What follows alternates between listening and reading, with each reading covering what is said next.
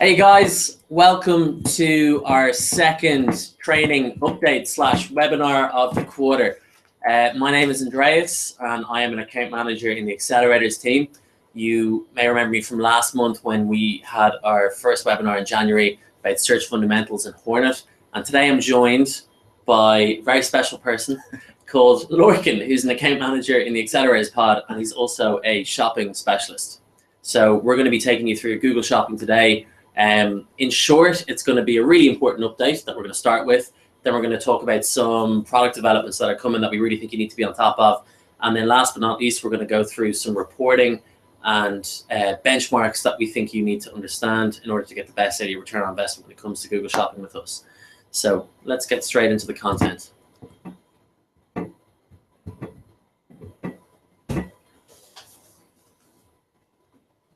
Right. So I guess the first thing that we wanted to start with was a very important update of things that are coming down the line for shopping. And this is a new requirement that we're going to be needing from all of our advertisers. Well, a lot of advertisers are going to need to complete this, and it's the GTN update. You may have heard about this from your Google AMs. If you haven't, fret not, we're going to bring you through the important things and what you need to know about it, and then you can get in touch with your Google AM or someone on the Google side in order to help you out, help you understand this, and help you understand exactly what you need to do to comply with this update from our side. So first of all, exactly what is a GTN? Well, a GTN is a unique product identifier, also referred to as, some of you guys might be familiar with the terms UPCs or EANs. Essentially, it's a number that is unique to any sort of product, and if your product has a barcode, then it will have a GTN, and that's effectively all that it is. So a lot of the feedback that we've heard from some of our advertisers is that, like, I don't know how to get this, what's going to happen. So essentially, there's just two kind of variants. So if you manufacture items, then you need to supply us with an MPN, which is a manufacturer's part number. If you're a reseller of branded products, then you need to supply us with the GTN, which is the individual, the item number itself. So how can you actually find out what products or lines that you have that are going to be affected by this update? And it's really, really, really easy to do that. You just go into your Google Merchant Center in the Diagnostics tab, and then in the warnings section, anything there that has GTN on it, you can just click on the affected items that I've highlighted there, and that'll bring you through into a separate page where you can download all of the items that will be affected by this upcoming change. What you might find is that you're already supplying this information to us. In other cases, you could need to do a lot of kind of groundwork in order to get that information into your feed. So why exactly are we doing this? A lot of people are asking us, like, this isn't kind of something that we're just doing for admin's sake. It's proven, we've seen results across all of our shopping networks that offers our PLAs with the correct GTNs receive up to 40% more clicks and exposure in more types of shopping ad formats. And merchants who added GTNs to their feed saw an increase of up to 20% lift in conversion rates. And why is that? Essentially, by providing the GTN to your Google Shopping, through your Google Shopping feed, it allows us to surface more accurate results for customer queries. So that it allows us to show results that are more relevant to customers. Another important part of this change as well is that for any future product developments that are coming down the line for Google Shopping, specifically around product catalogs, we will require GTNs. And if you're a reseller on other marketplaces around the internet, such as eBay or Amazon, you may already be familiar with some of these kind of item numbers or unique identifiers. On Amazon, they refer to their catalog numbers or items in their catalog as ASINs, and on eBay, it's the eBay item number. So Google Shopping is no different. We have a catalog of products. We'd like to surface relevant results to consumers that are looking to buy your products from you. And then by providing us the GTNs, it'll allow us to make that experience a lot better for the users and ultimately more profitable for our advertisers. This is the drop dead date. Unfortunately, there's no kind of way to get out of this. There's going to be no exceptions on this. If you do not have the GTN in your feed or supply us with a GTN for a product that requires one by the 16th of May, that product will effectively cease serving on Google Shopping. So it's in your best interest to have all of your products available to serve on Google Shopping to maximize your profits and to maximize the amount of revenue that you can get from Google Shopping. So don't let this bit of admin get in the way of that. please just provide your GTINs in your feeds by the 16th of May to continue serving ads as you normally do. If you have any concerns about this, please do reach out to your Google AM. They'll be able to maybe give you a bit more context or a bit more information on that. And we'd love to kind of help you out to do this. But as I said, 16th of May, there's no going back on that date. There's not going to be any exceptions on that. So please do try to get it in before that. That's great, Lorcan. Thanks very much there. Obviously a really important update, and we don't want anyone to be, caught off guard with this, which is why we're hopefully getting this out here in this update today. And we, any questions at all, as Lorcan said, reach out to your account team, speak to them, any concerns, and we can check it out for you if you have any questions on that. So the next update, just want to take you through are some Google Shopping best practices. So when it comes to Google Shopping, we know you have a merchant center. That's where you store your feed, and you have an AdWords account, which is typically where all your search and AdWords activity runs from. That's also where you build out your shopping campaigns. So to summarize, if we think of when you go to build a house, you need a foundation before you can actually put anything on the foundation. And the shopping feed is the foundations on the ground, and then the campaigns in AdWords would typically be the structure of the house itself. So you need those two parts to work together really well in order to have a successful house. And it's the exact same when it comes to Google Shopping and that relationship between the merchant center, the feed, and the shopping campaigns within the AdWords interface. So what I want to talk to you about today, I want to give you some really quick best practice tips that, we've discovered over the past 12 to 18 months based on insights we've seen of what works well in Google Shopping, and we want to share that knowledge with you today in a bite-sized, impactful format. So this is a really important slide that I want to share with you because it's something that I've noticed making quite a considerable difference in a number of advertisers who I manage in the UK. So, and what it basically is optimizing your product data, more specifically your product titles. So when you create a product title in Google Shopping, I think you have about 150 characters to play with, generally speaking.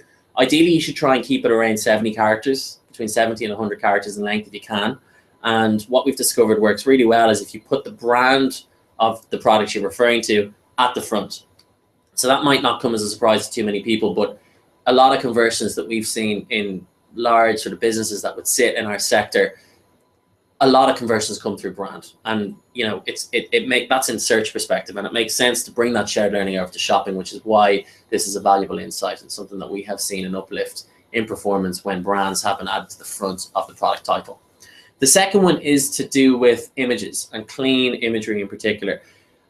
I think a lot of questions I've received recently, and a lot of my colleagues across the floor, it's to do with images itself and sometimes watermarks over images from a brand and how it sometimes isn't displaying or it's under review in the merchant center. The simplest way to ensure you don't have any wasted time worrying about whether images are reviewed or not, or taking too long to be reviewed or disapproved, etc., is to just make sure you have a really clean image that's focused on the product to begin with. So ideally, images should have a light, solid background, and they should focus on the image being sold. Just very simplistic, and we find that works really well. Another example, particularly in fashion brands and perhaps in retail in general, where lots of terminology could be used for different types of colors, is basically to have straightforward color names in your titles also. So instead of calling a product, say, smoky, just call it gray, and instead of calling it moss, call it green. And the reason for that is because when users are searching, and if you use the AdWords keyword tool to get an idea of the volume per month anyway, you're going to find that more and more people are searching for, a green cardigan, so to speak, versus a moss-colored cardigan. So that's where this is coming from here. So these are 3 really quick tips that you can implement into your account to optimize your product data. And the second one would be to do with product ratings and annotations in the ads. So you may remember in last month's webinar, I was speaking to you about the importance of ad extensions in search and how that can increase your visibility on the search engine and increase your click-through rate. This is pretty much the same sort of idea, except for Google Shopping in particular. So in short, it's a 5-star rating system, and it's an aggregated rating that comes through third-party providers and merchants and aggregators and editorial sites and users. So reviews represent the rating of the product, not the merchant. That's a pretty important point to mention. And also the review count links to the Google product page. So similar to adding ad extensions into your search account, some of the benefits you're likely to see are an increase in click-through rate. So in the US, for example, we have seen an aggregated 5% uplift in CTR on product listing ads for adding this feature in. So it really makes sense if you do have, you know, a third-party aggregator where you have product ratings in place to ensure that you're getting the good quality reviews coming in, so they are going to show. It's probably worth pointing out here as well that this is automated. So assuming you meet the right criteria, this is going to happen naturally in Google Shopping. So again, it prompts that conversation. If you're not using it, you know, perhaps a third-party aggregator at the minute that collects these ratings and sellings and reviews, it could be worth looking into that because it is going to benefit your overall strategy. We know people like to buy from other people, especially when there's reviews from other users, and this is no different. Am I missing anything else from there, Lorcan, that you think should be mentioned? Absolutely not. I definitely echo that point that product reviews are sometimes what drives sales on other channels such as Amazon, eBay. People generally buy the products that have the best amount of customer reviews. We've seen across PLAs as well and on merchant sites as well that generally user referrals are a much stronger call to action than any kind of anything else that we can kind of say there. So if you have those reviews or if they are being collected on a third-party aggregator, then please ensure that you're enabling them on your Google Shopping account. Brilliant. Okay, and the next sort of immediate best practice that I think is worth speaking about today is highlighting your ads with special offers, otherwise known as Google Merchant Promotions. So what Google Merchant Promotions is, as you can see with the screenshot on the slide here, it's essentially a special offer that appears beneath the product and the title and the price on Google Shopping. And when a user clicks over it, it's sort of like a little drop down of additional information where a user could get a particular discount. So in this example for Macy's, it says, get a 10% off select architect at checkout. So in this example, no codes required, and that's how it actually looks. So it's another really nice feature to add to your account. Some of the benefits from doing this, it boosts your click-through rate again. It also increases conversions because it gives shoppers a more immediate sort of reason to buy from you now, as opposed to maybe having a bit of research around and checking out your competitors, for example. And another reason why you should definitely include it is there's no extra charge for including these in. One thing that is worth highlighting though, is if you want to include Google Merchant Promotions in Google Shopping, which I really don't see why anyone wouldn't want to do that, assuming it's applicable for your business, of course. But if you want to do that, there's a number of additional attributes that will need to be added to your Google feed, your Google Shopping feed in particular. Yeah, and I guess just to pick up Andreas's point there, if you want to apply merchant promotions across all of your products in one go, if you want to offer a 20% discount on everything in your Google Shopping feed, say for instance for a flash sale, we've seen a lot of people doing it on Black Friday last year, and that's just an option, a tick box in your merchant promotion.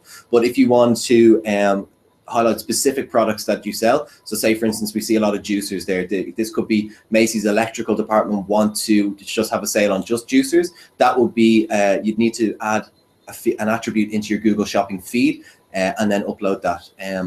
Another kind of good best practice, and one that I've seen kind of a lot of these merchant promotions being refused on policy basis from us, is ensure that the price on the landing page of your website is the full price product, and that the merchant promotion or the discount that you're advertising is only applied at the checkout, either by voucherless checkout, or when somebody enters a specific coupon code or discount code that is contained within the merchant promotions caller.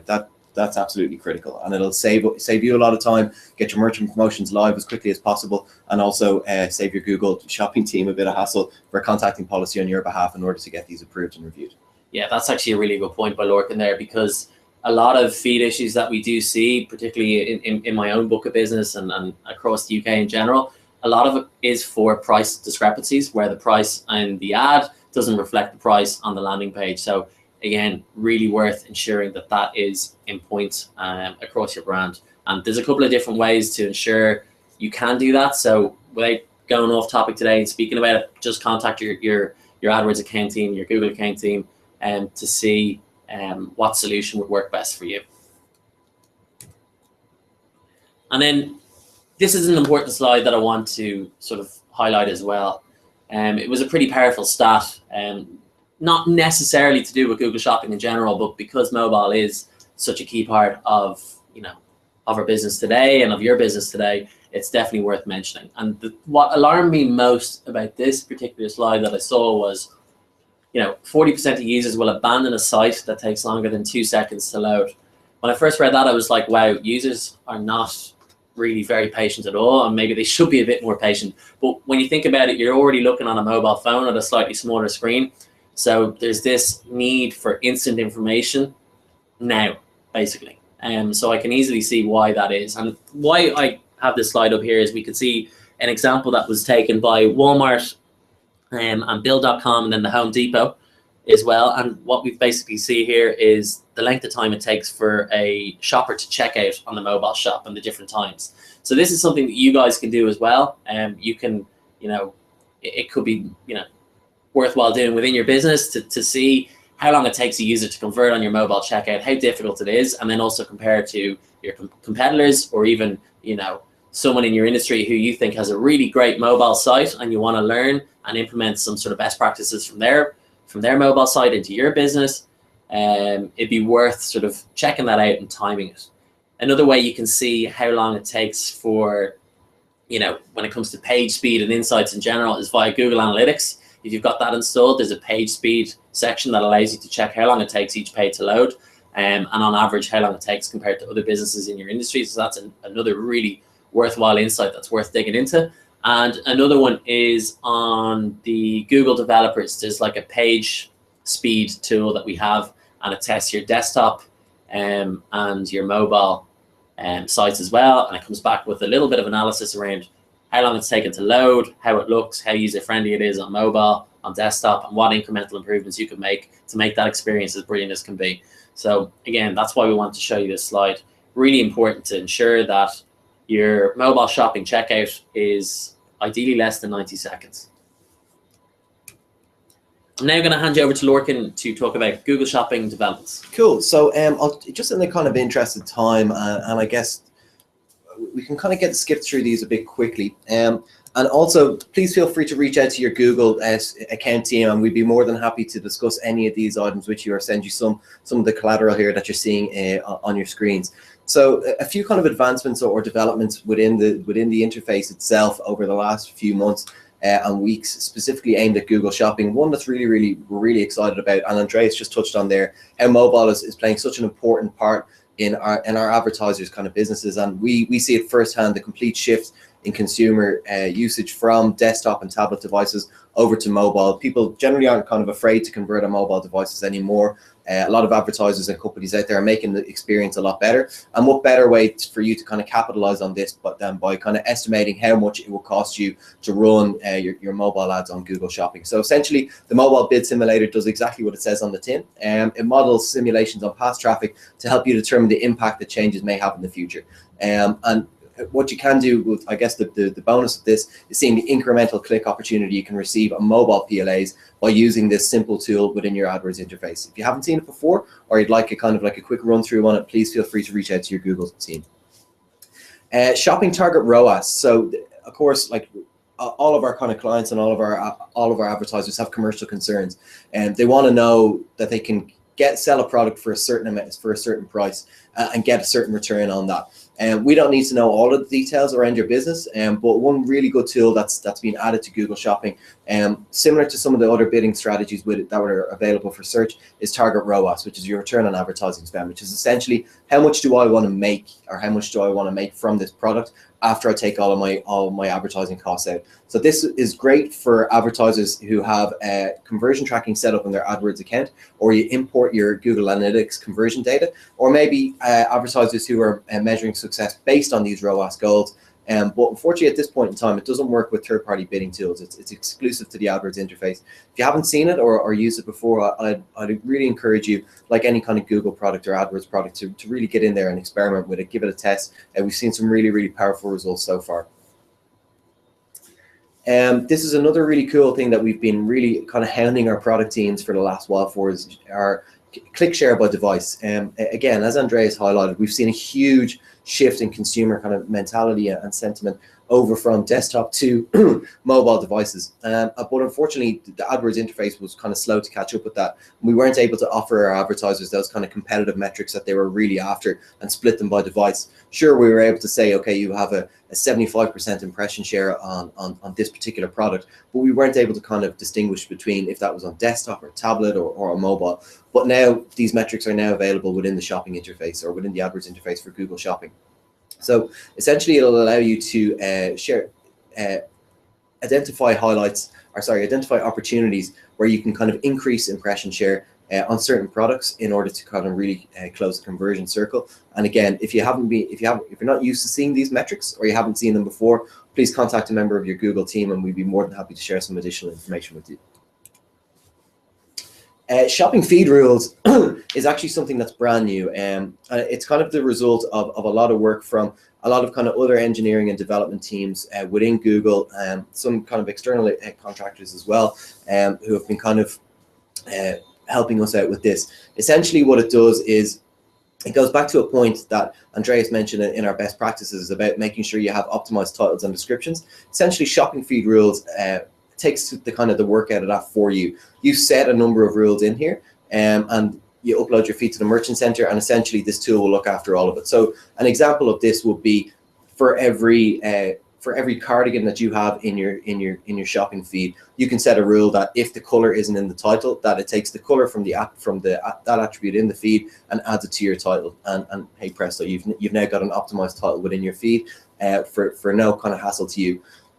It just takes a bit of setup at the start to get all the rules that are applicable to you into your merchant center. But after that, it's kind of like it's automated. So again, if you need more information on this or you'd like to participate in this, please reach out to your Google AM, and we'd be more than happy to provide additional. This is an announcement that goes back before Christmas, but again, I guess we're talking about mobile as well. And mobile PLA units have pretty much got like 200% bigger on a mobile screen.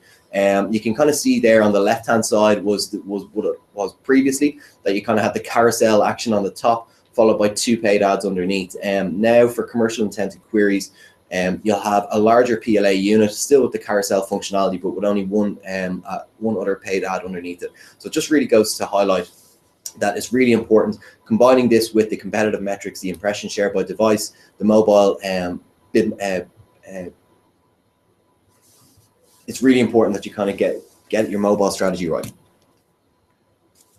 Another development that we're kind of seeing coming out is mobile app deep linking. So this is really aimed at our advertisers who already have apps, and you're kind of targeting those people who have downloaded your app. So what better way to kind of increase engagement with your brand and that app that you might have invested so much time and money into than deep linking shopping results into that app. So again, this is a beta.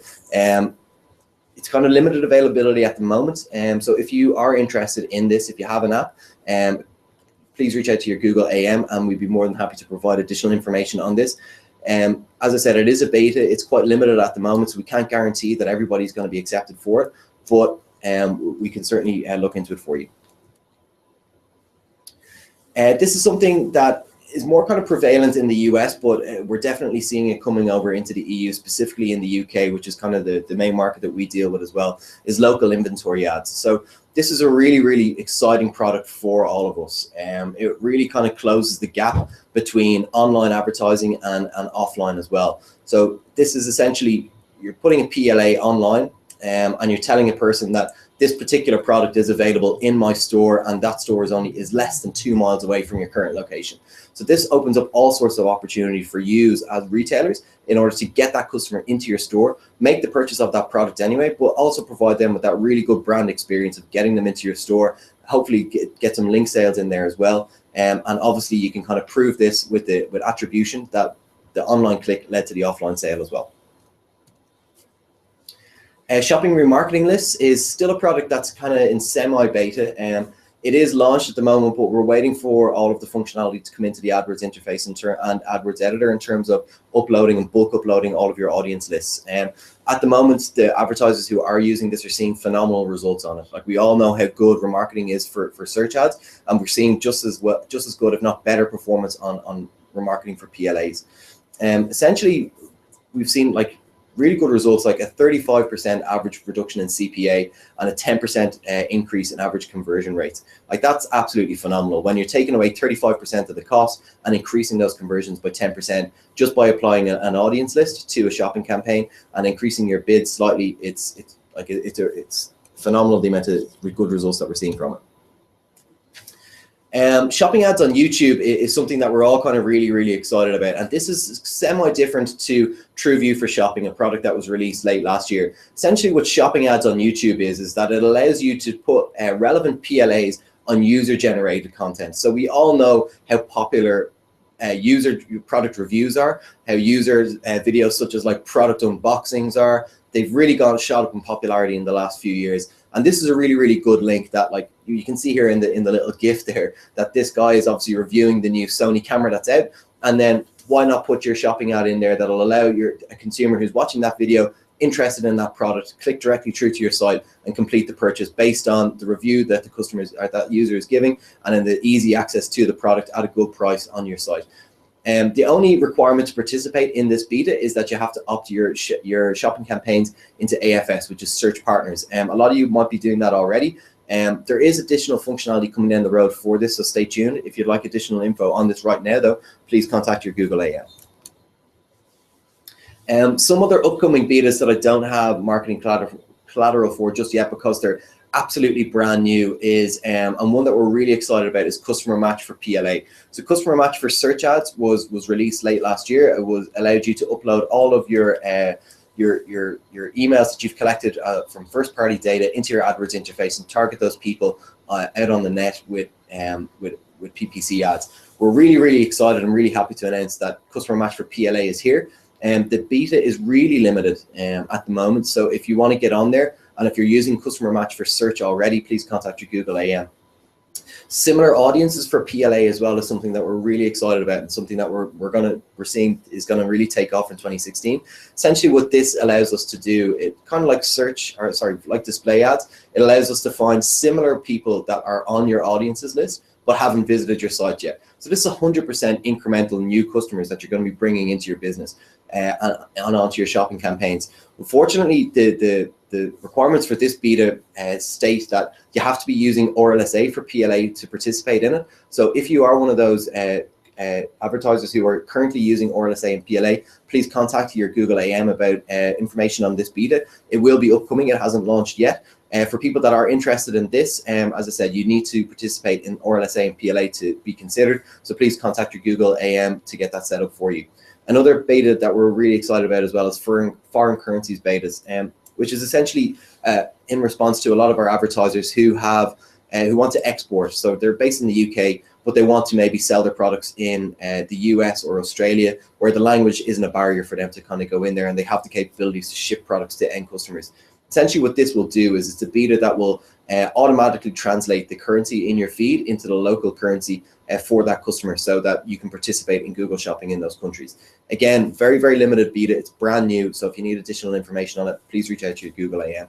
I know I kind of went through those product updates in an absolute whirlwind. So if you need further information, please contact us. We'll be more than happy to share any sort of collateral with you, or talk through any of the betas or products that I discussed in lots more detail. I guess the exciting thing is that if we look back over the last 12 to 18 months, how much Google Shopping has changed, we're just really excited to see the changes that are coming down the line. The three things there that are on the screen in front of you now: Customer Match for PLA, similar audiences for PLA, and foreign currencies beta are straight, like hot off the presses, and I'm sure there's going to be loads more from product coming down the line as well. Brilliant, thanks a lot. As you can see, guys, there's so many developments and so many things that we as a book of business and as advertisers we need to be on top of, to ensure you guys are taking advantage of all the great stuff we can actually bring to you. So thanks again, welcome for that. So I just want to move on to something a little less sexy than the Google Shopping developments, I'm afraid, but I'm going to try and make it really interesting, because I think this is probably one of the most fundamental things that you need to, ensure that shopping is working correctly for you. I swear by this stuff, and I think it's really useful. So essentially what it is, to explain and articulate myself a bit better, it's a shared graph, okay, across a set of time, at the bottom axis there. And then on the left, you have 0 to 100%. And what it basically does is it analyzes your impression share. So obviously we can't see the name of this advertiser here, but for your book of business or for your business, we can go in and say, okay, for X, we want to know what their impression share is like. And that basically means what share of impressions are you getting of the potential pool of impressions that exists today. So it's, as you can see from that, it's really important to be on top of that. That's a really important metric to make sure you're aware of. If you are a market leader in your field and you are a market leader in your field, say offline, and you want to have the same sort of impact online, but you're only getting 10, 15, 20% impression share, that's not really the behavior I would associate with a market leader. So it's important that this is highlighted to you and you're aware of the opportunity that exists there. So what we can show you really easily and really quickly is basically where you're losing impression share. So what's your impression share overall? How many impressions are you losing to budget? How many impressions are you losing to bid? So in this particular example, over 58% of impression share is being lost to bids. So the main action to take from this would be to obviously increase your bids where you can, yet still remaining profitable. With shopping, we need to be a bit smarter. There's no average position in place. So impression share is the core metric we need to pay attention to. You need to kind of make sure your bids are at a point where you can obviously be competitive, get as many users as you can, yet still remain profitable. And the most important bit there is remaining profitable. So by no means am I saying increase all your bids in this particular example to a point where it's not profitable for your business. You got to keep an eye on your return on investment of, and basically just bid what you can. So this is something that you can get really quickly from your account team in Google. I like it because it's sort of illustrative. It shows really quickly and easily what your impression share is like over what time frame. If you can imagine now, say this was Christmas that we were looking at here. And for example, say you're a retailer and you're coming into a really busy peak. And we're looking back now to ensure that we have proper shared learnings to take into the next sort of 9, 10 months of the year ahead now. And say this, on this particular occasion, it said that, over Q4, your peak period, your impression share was lower than you expected to be. That's disappointing. So why I like this is because it shows you the trend over time and it lets you take actions from it. Again, this is really easy to get, really quick to pull, really easy to show you. So speak to your account team about it and you'll be able to get this. I would recommend advertisers that are really serious about Google Shopping to sort of request this every couple of weeks to really be on top of it. You can get impression share available via the AdWords interface, but I think whether you're presenting back internally in your own business or you just prefer to have an illustration, reaching out to us and getting this collateral, I think is really important. And another reason, or another sort of benefit we can bring to the table here as well, is benchmarks. Who doesn't like benchmarks? So in this particular example, we see on the left-hand side, we see this particular client click-through rate versus the benchmark click-through rate. So the client click-through rate in red is at 2.10%. It's doing significantly better than the, or sorry, maybe I've read that wrong. The client click-through rate in this example is the blue one, and then the benchmark overall is the red one. So you can see there's a gap there. That's why I like to show this to advertisers. They can say where they're at right now and where they need to be, and are they in line with their expectations as a business, depending on their positioning in the market. And then on the graph on the right, we can see what your client CPC is versus the benchmark CPC again. So in this particular example, the benchmark is in blue, the client's in red. We can see that the client is getting a significantly cheaper CPC than the rest of their competition in the benchmark. So that's pretty good, okay? I mean, it's really easy to see. So what this does is it gives you a really good insight into the auction, and it allows you to go back internally in your own business and speak with whoever you need to speak with and say, look, this is where we're at today. This is where we need to go. This is what we're currently bidding on, and we can afford to increase our bid by this to remain profitable. So all these insights actually will help you. Again, reach out to your account team, really easy to get, and you should get a lot of practical learning from it as well.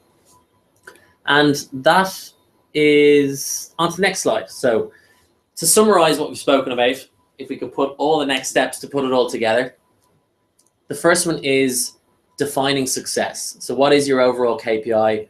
What are you working towards?